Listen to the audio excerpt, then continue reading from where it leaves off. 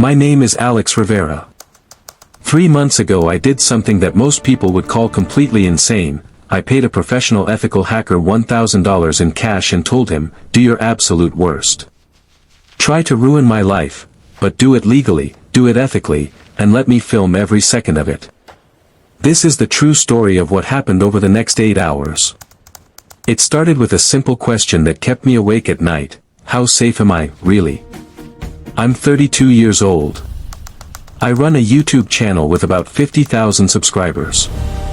I have the usual digital life: Instagram, Gmail, online banking, Amazon, a smart doorbell, the normal stuff. Like most people, I thought I was pretty secure. I use two-factor authentication on the important accounts, I don't click strange links, and I even have an antivirus program running. But every week we hear about another massive data breach or some celebrity getting their entire life exposed online.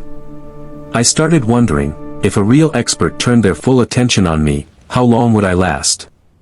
So I decided to find out. I went looking for a certified ethical hacker, sometimes called a white hat or penetration tester. These are the good guys who companies pay big money to break into their systems before the criminals do. After weeks of research and interviews, I hired a man I'll call Jax. He has over 10 years of experience, government-level security clearances, and a signed contract that says he can attack anything I own, as long as it's legal and nothing causes permanent damage. The rules were simple. He gets 8 hours. He can try to take over my social media, my email, my bank accounts, my phone, everything. I will sit in this chair with the cameras rolling and narrate everything in real time. If it ever feels truly dangerous, the safe word is pineapple, and everything stops immediately. On the morning of the test, I wired Jax the $1,000, took a deep breath, and pressed go live. That was the moment I realized there was no turning back. The first thing Jax did surprised me. He didn't touch a single one of my devices. He didn't send me a phishing email. He didn't even open his hacking software yet. He just started Googling me. That's called osint, open source intelligence. It means gathering information that is already public, but most of us never think about. Within 6 minutes he had found my full real name and date of birth from an old race result website. My mother's maiden name from a public family tree site I forgot I had made in 2013. The exact apartment building I live in from a photo I posted 2 years ago. You could see the building number reflected in a window. My phone number from a fundraiser page.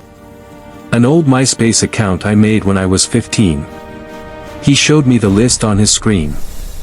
I felt my stomach drop. All of that information was out there for anyone to find, I had just never looked for it myself. Then he went to a website called haveibeenpawned.com and typed in my main email address. The screen turned red. My email had been part of 12 different data breaches over the years, including the massive Yahoo breach that exposed 3 billion accounts. That meant hackers already had many of my old passwords, security questions, everything.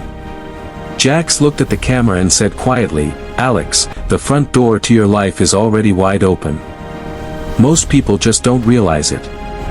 And we hadn't even started the real hacking yet. At the 23-minute mark, Jax opened a program called Maltego and started drawing a map of my entire digital life. Lines connected my email to my phone number to my Instagram to old forums I hadn't visited in a decade. He found an ancient gaming forum where I had used the same password I still use on some accounts today. Because that forum had been hacked years ago, my password was now on the dark web for anyone to download. Using that leaked password, he tried it on 5 of my current accounts. One of them worked immediately, an old Dropbox account I completely forgot existed. Inside were photos from 2016, tax documents, and a plain text file called passwords.txt that I made when I was 22 and thought I would never forget. I opened it on stream and read my own passwords out loud from 8 years ago. Several of them were still active on minor websites.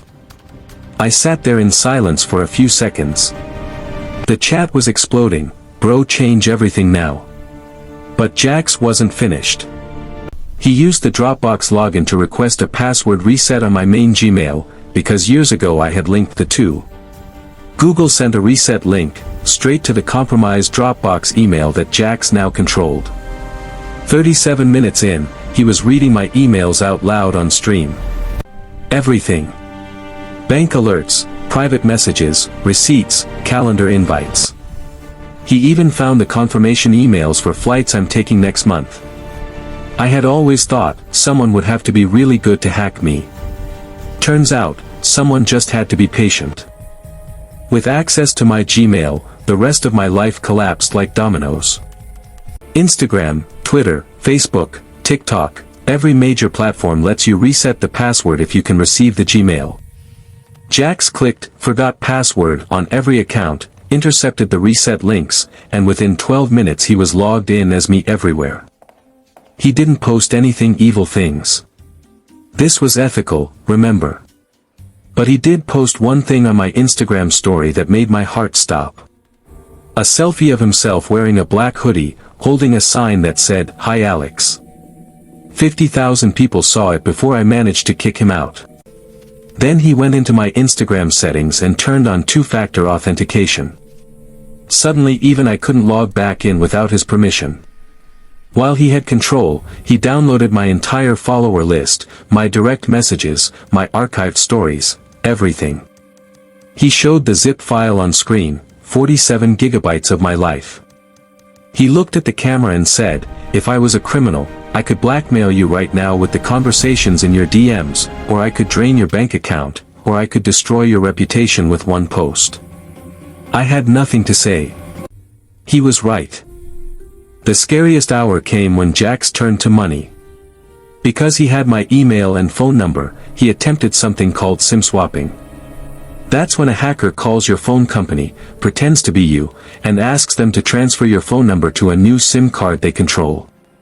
Once they have your number, all those "text me a code" two-factor messages go to them instead of you. My phone company stopped him. They asked for a piece of information he didn't have, but he told me later that 50% of the time, customer service will let it happen with the information he already public about me. He didn't need the SIM swap, though.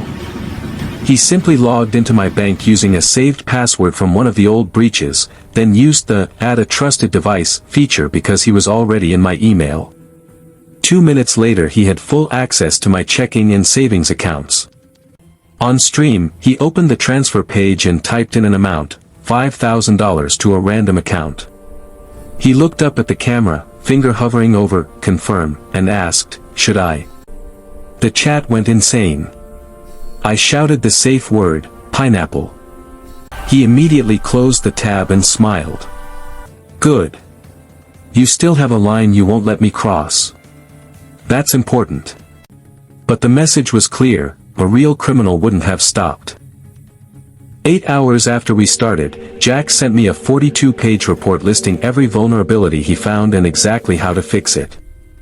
I spent the next 2 weeks changing every password, turning on proper two-factor authentication, the kind that uses an app, not text messages, deleting hundreds of old accounts, freezing my credit, and switching to a password manager.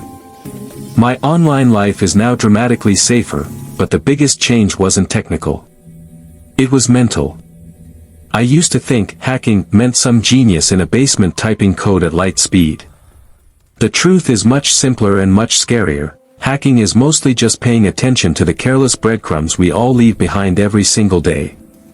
Jax didn't need to break in anywhere. I had handed him the keys years ago and simply forgotten where I put them. So if you take one thing from this entire experiment, let it be this. Your privacy and security are not protected by how smart you are today. They are protected by how careful you were 5, 10, 15 years ago, and most of us were not careful at all. Take an evening this week. Google yourself. Check "Have I been pawned?" Delete old accounts. Turn on real two-factor everywhere. Use long, unique passwords.